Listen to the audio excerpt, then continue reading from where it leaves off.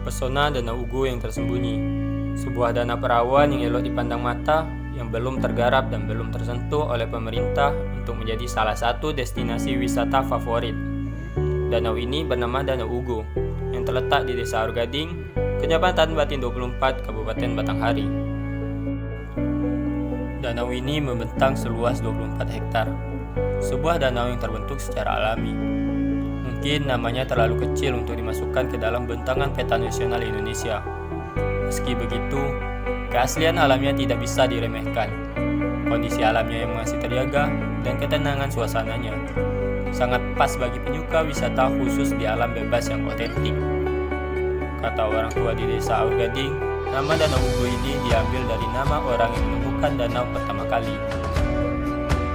Bagi yang ingin mengunjunginya, menuju ke lokasi danau ini dari pusat kabupaten memakan waktu 60 menit perjalanan dengan menggunakan sepeda motor, atau sekitar 190 km dari kota Jambi dengan waktu tempuh sekitar 3 jam perjalanan.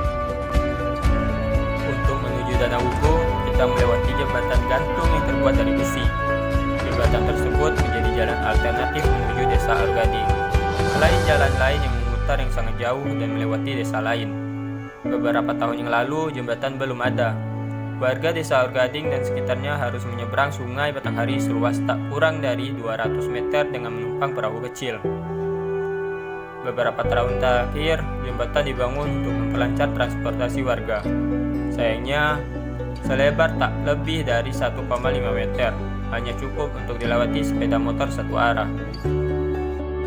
Setelah melewati jembatan gantung, kemudian melewati perkebunan karet yang membentang di kanan kiri jalan. Jalan yang berdebu yang masih terbuat dari tanah.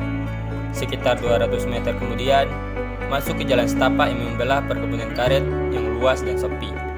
Jalan setapak ini berkelok-kelok, cocok digunakan untuk trek bersepeda.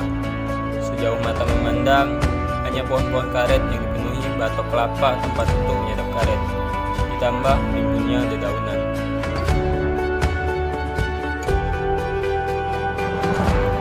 Danau Ugo memang mempesona. Alamnya masih asri dengan air yang cukup jernih. Selama ini, Danau Ugo belum dimanfaatkan secara maksimal. Daya tarik danau dengan pemandangan asri tersebut terletak pada bentangan luas danau, ditambah perkebunan karet di salah satu sisinya. Menurut penduduk setempat, Danau Ugo dihuni banyak ikan lamba.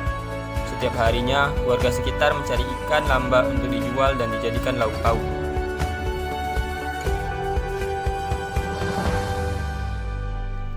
Konon, Danau Ugo sebagai tempat bermain dan mandi bagi para bidadari. Danaunya yang luas, tenang dan sepi menjadi tempat favorit para bidadari yang turun dari kayangan. Mereka bersukaria dan senang bermain air di Danau Ugo.